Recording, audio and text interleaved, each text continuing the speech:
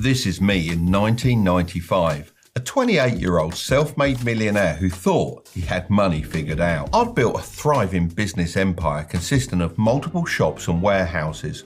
Then, almost overnight, the internet made it irrelevant. I had two choices: give up or adapt. You know me, I wasn't about to quit, so I threw myself into learning everything about making money online. And like most people today, I fell for the hype. I tried every method out there, and guess what? None of them were as easy as people said. But through trial and error, I cracked the code and rebuilt my businesses, but this time with the internet at the core of my strategy. Fast forward to today, and making money online isn't just important, it's an essential thing everyone should be doing. That's exactly why I'm making this video. I've spent years testing, failing and refining, losing millions, making millions, and learning what actually works. Now with this knowledge, I can help you avoid all the mistakes and fast track your success. So if you're tired of false promises and ready to commit for the next 6 to 12 months and build something real, this is for you.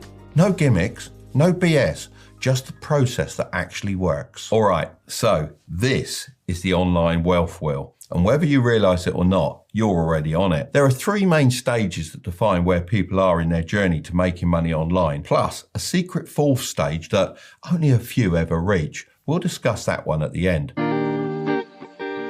Let's kick things off with stage one. This is where everyone starts with no side hustle. And sadly, 55% of people never start at all. Inflation is making everything more expensive. And let's be real, relying on a single paycheck is more dangerous than ever. So if having a side hustle is essential, why do 55% of people still avoid it? Because the online space is a jungle. It's full of ads pushing proven methods that confuse more people than they actually help. The key to starting the right way is picking a method that suits your skills, budget and lifestyle. If you already have a skill like video editing, graphic design, coding, or even setting up Discord servers, people pay great money for these services and there's no shortage of demand. But what if you don't have a skill to sell, or quite simply don't want to deal with clients?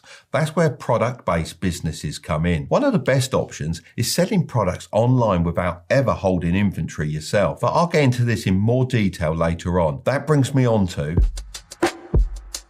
running a failing side hustle. I'm classing a failing side hustle as earning less than $50 per month online. Sadly, 28% of people are trapped here. A lot of people aren't going to like me saying this, but it has to be said. It's almost never your side hustle that's flawed or doesn't work. You're most likely just not putting enough time and effort in. I know that can be hard to hear, but this isn't really your fault. It's down to something called shiny object syndrome. This is when you constantly jump from one trendy online money-making method to another without committing and putting your absolute all into any of them. One week it's drop shipping, then print on demand, then selling books on Amazon KDP, then trading stocks, and then starting a social media agency. The truth is, all the online money-making methods I just mentioned work, but each requires a different level of time commitment, and you'll never get anywhere by jumping from one to the other. It's like that classic diagram of miners tirelessly digging for gold, only to give up just before striking it rich. Instead of pushing through, they abandon their progress, start fresh somewhere else, and waste all that initial effort repeating the cycle over and over again. If you get stuck in this dangerous pattern like the 28% of other people, then you need to recognize it and simply pick a method and stick to it. Forget the idea of a perfect side hustle. Just pick one that's easy to start and has the potential to scale. If you don't have a high income skill to sell, then I'm going to make this super simple for you.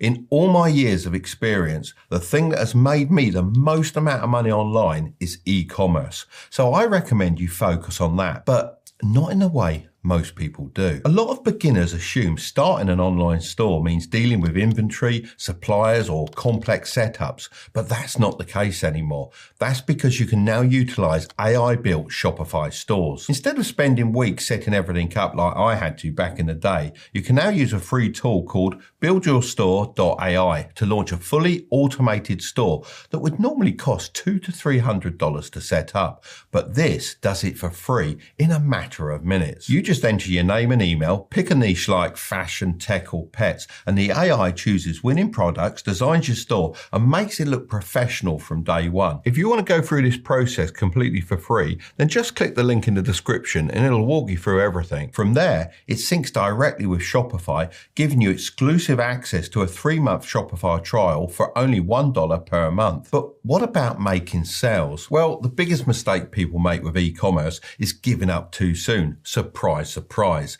This is probably because they don't want to deal with inventory or fulfillment. That's why the free AI Store Builder also walks you through how to integrate a tool called AutoDS, which is kind of like the autopilot system on a plane. It imports trending products, updates pricing and images, and even ships orders directly to your customers. This means you don't have to touch inventory, package anything, or deal with supplier negotiations. You focus on driving traffic and making sales while the system handles the rest. Full disclosure, AutoDS are long-term supporters of this channel, but even if they weren't sponsoring this portion of the video, I'd still recommend them. You can easily create a buzz around your products by creating videos about them on TikTok for free. If you get 100k views and just 1% of the people go and buy your product for $10, then that's $10,000 in revenue. So if you're serious about breaking out of the failing side hustle trap, then choosing a simple automated model like this gives you the best chance at success.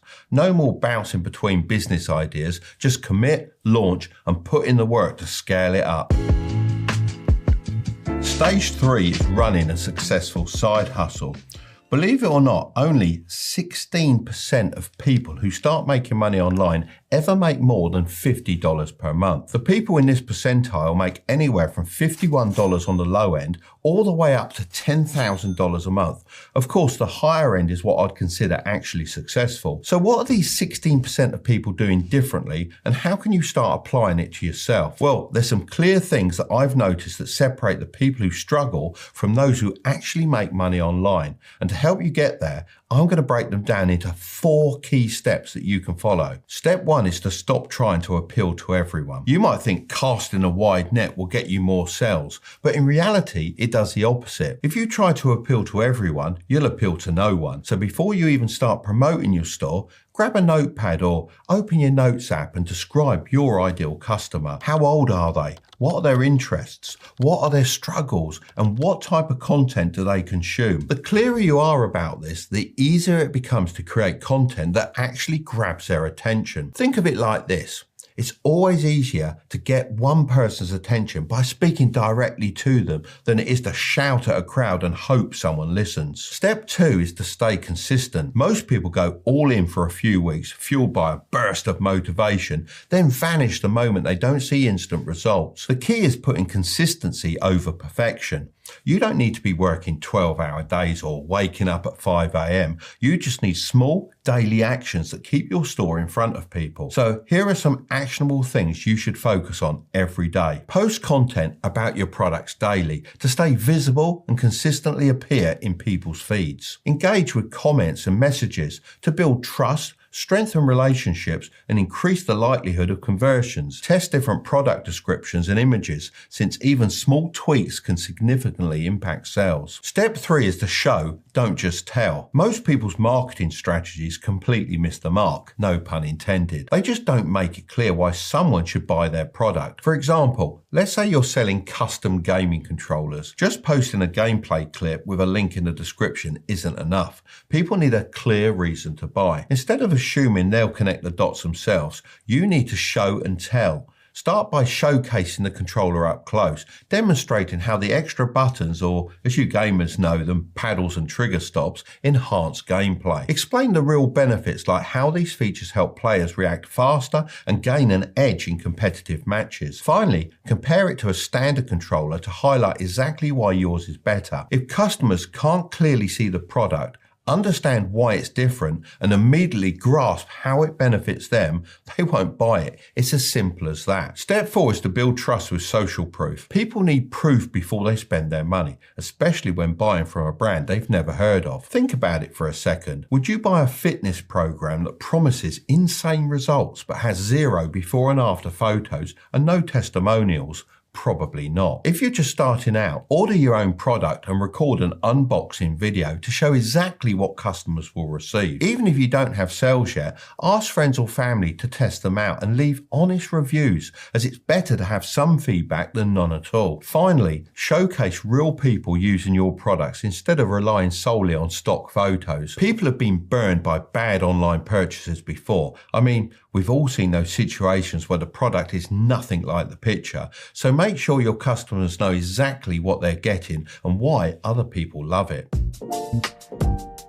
Now, I told you that there was a secret stage at the end. Well, that's stage 4, running an elite side hustle. We've talked about breaking past the early struggles and building a solid side hustle, but this is the level that I estimate less than 1% of people ever reach. So what sets these 1% of people apart from the rest?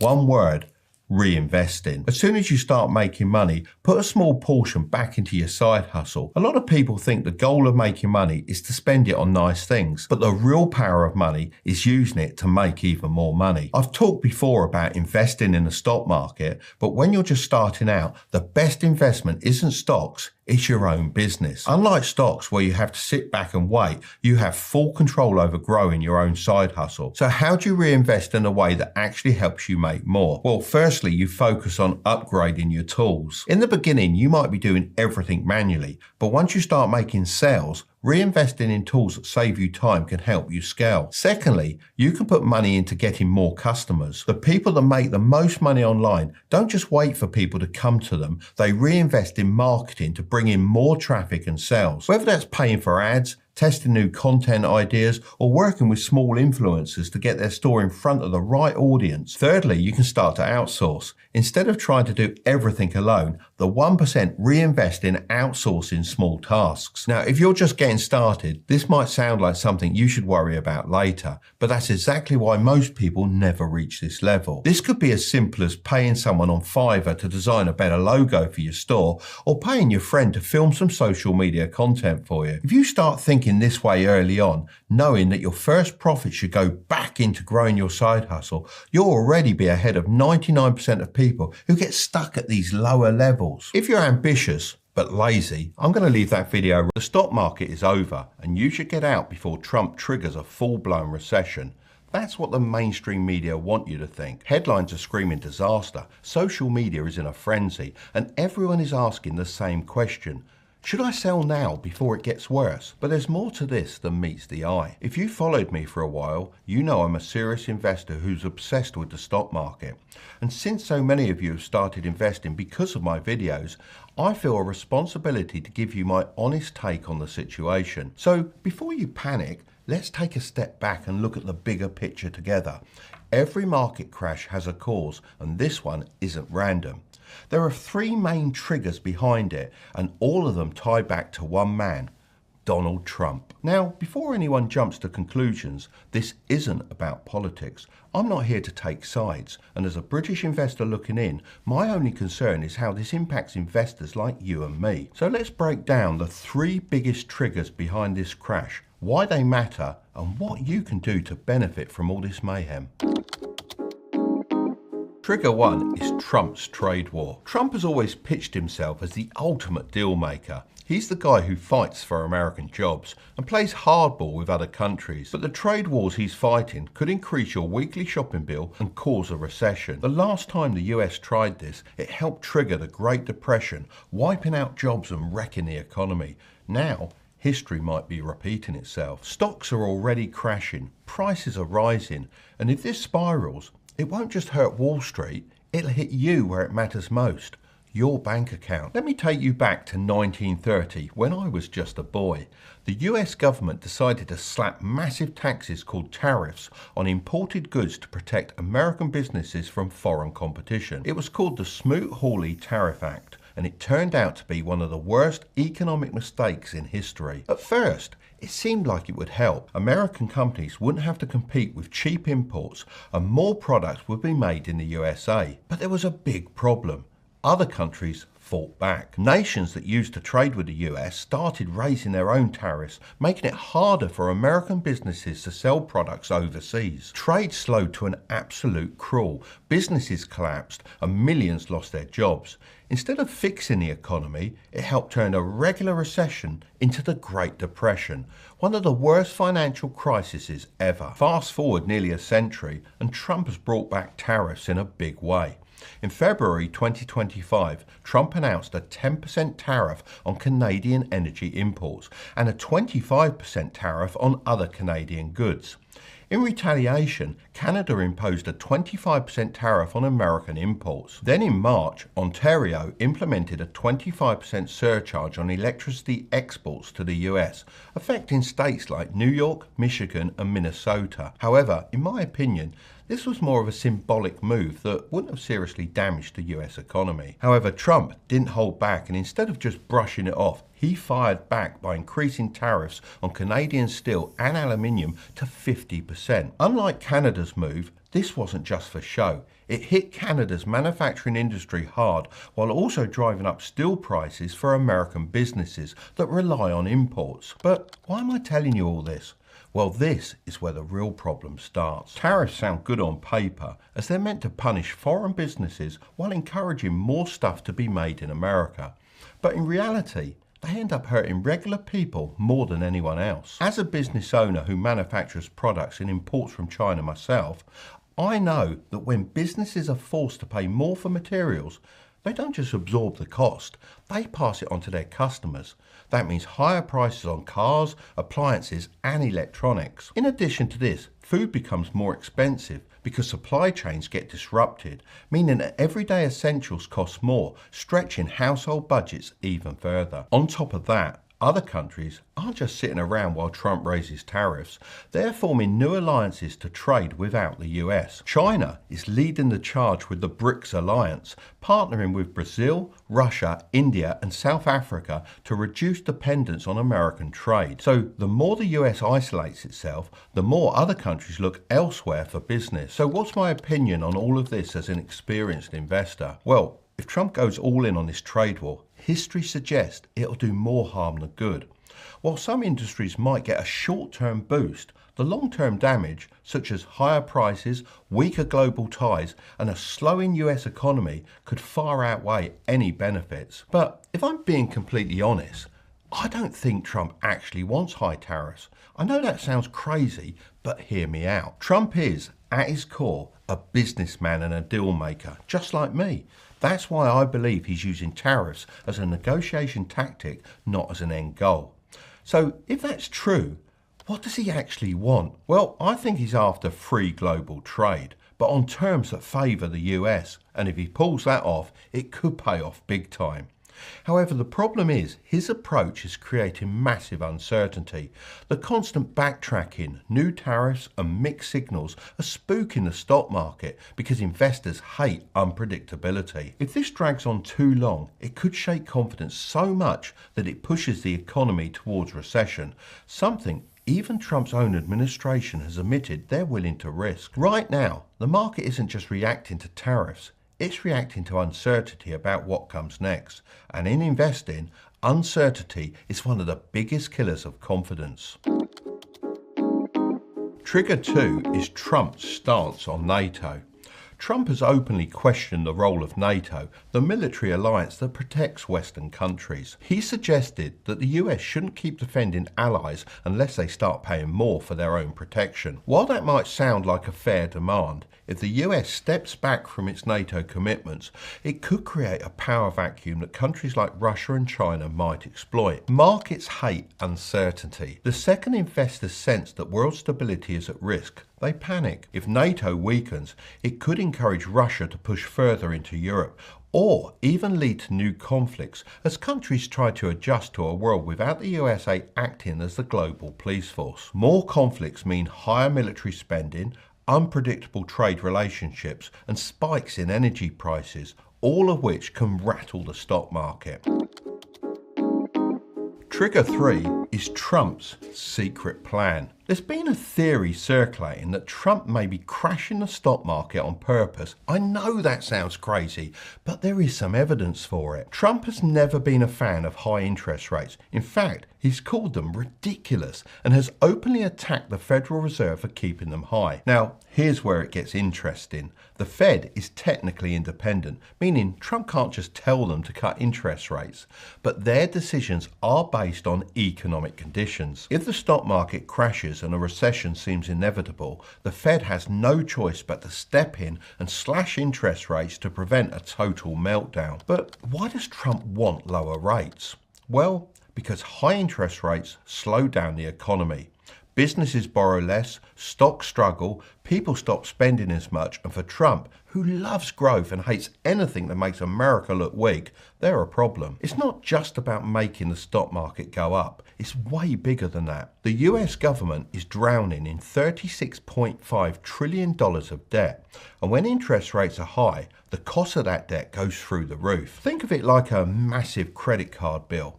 Imagine you owe $36,500 and your credit card company charges 10% interest per year. That means before you even start paying down the actual debt, you're being charged $3,650 every single year just in interest. Now imagine the credit card company suddenly slashes the interest rate to 3%. Instead of paying $3,650 per year, your interest drops to just $1,095 annually. That's a saving of $2,555 every single year. Now you can put this money towards actually paying off your debt instead of just keeping up with your interest payments. Well, that's exactly what Trump might be doing, but on a $36.5 trillion scale. If the Fed lowers interest rates, the government can refinance its debt at a cheaper rate, saving billions, if not trillions, in interest payments. This wouldn't be the first time something like this has happened. If Trump can create that opportunity on purpose, it could go down as one of the smartest economic power moves in history. If this theory is true, we're not looking at a long-term economic collapse. We're looking at a temporary shake-up before a massive rebound. So you're probably wondering, how can you benefit from this crash? Well, you need to understand that stock market crashes aren't rare disasters. They're a normal part of investing. Every few years, the stock market takes a hit. People panic and headlines scream, the end is near. But history tells us a different story. Every crash of the US market has been followed by a recovery. The people who panic and sell usually lose money, while the ones who stay calm and invest strategically often come out on top. Instead of freaking out, this is the time to prepare, make smart moves, and hopefully set yourself up for massive gains when the market bounces back. Look, I'm not a financial advisor. However, I have made millions during stock market crashes, so here are my thoughts on what you can do to prepare. Step 1 is to invest while the market is down. Before you even think about investing, you need a rock-solid financial foundation. I know I've said it before, but it's worth repeating. That means building an emergency fund of at least 3 to 6 months' worth of living expenses and eliminating any debt with an interest rate above 8%. Assuming you've done that, if you've never invested before, this could be one of the best times to start.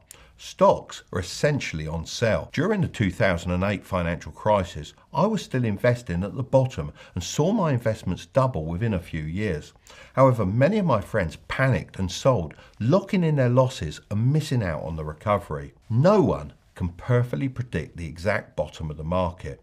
But if you invest consistently while prices are low, you'll be buying assets at a discount. If you want to get started, then Trading212 are currently giving you a free fractional share worth up to £100 when you use the code Tilbury in the app and fund your account. If you've been waiting for a good time to do this, then this could be it. I'll leave a link in the description below if you're interested. Step 2 is to stay disciplined and think long term.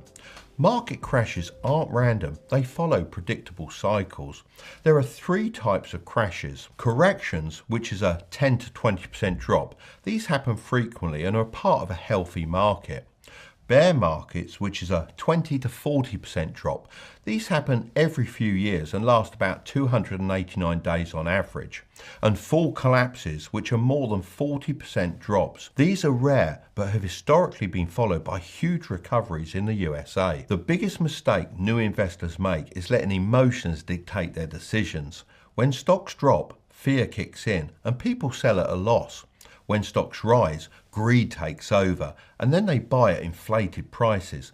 This cycle is why most people fail at investing. So if you're already investing, the worst mistake you can make is panic selling. Selling while the market is down locks in your losses and keeps you from benefiting from when stocks recover. Instead, consider increasing your investments while stocks are cheap. Stick to a long-term strategy like dollar cost averaging. Invest in a fixed amount every month, no matter what the market's doing. This reduces the risk of buying in at the wrong time and ensures you're steadily building wealth. Remember, the best investors see downturns as a chance to buy more. Step 3 is to diversify your investments. Putting all your money into one type of investment is a recipe for disaster. The key to surviving market crashes is diversification. This means spreading your money across different types of assets. My portfolio includes stocks, bonds, precious metals like gold, real estate, and even cryptocurrency. It's also worth considering dividend-paying stocks, as they actually perform well during downturns because they generate passive income even when prices are low. Just remember, market crashes aren't the end of the world. If you understand how to navigate them, you won't be the one panicking. You'll be the one taking advantage of the opportunities while everyone else is running for the exit. This isn't the time to fear the market. It's the time to prepare, invest wisely, and stay patient. The ones who make the smartest moves now will be the ones who come out on top when the market rebounds. If you want to know how to invest in 2025, then I'm going to leave that video right up there. But don't click on it just yet. Make sure to subscribe if you want to grow your wealth, okay? I'll see you over there.